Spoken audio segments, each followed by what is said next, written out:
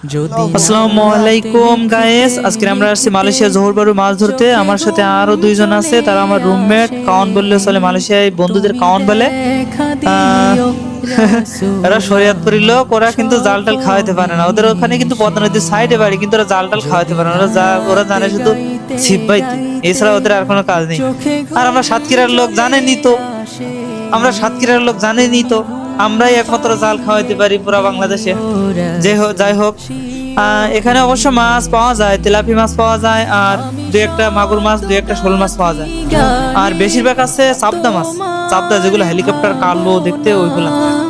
এখানে মালয়েশিয়ান মানুষ, ওরা জাল টাল খাওয়াইতে তো আমি কোনো সময় দেখিনি আমরা। তবে ইন্দোনেশিয়া, মালয়েশিয়া কিছু লোকজন আছে, ওরা একটা করে ছিপ নিয়ে আসে আর বড়শি নিয়ে আসে। ওরা ওই দিয়ে সারাদিন এক জায়গায় ঠোক ধরে বসে থাকে। জানি না তারা মাছ পায় কি না পায়, ওনারাই জানে।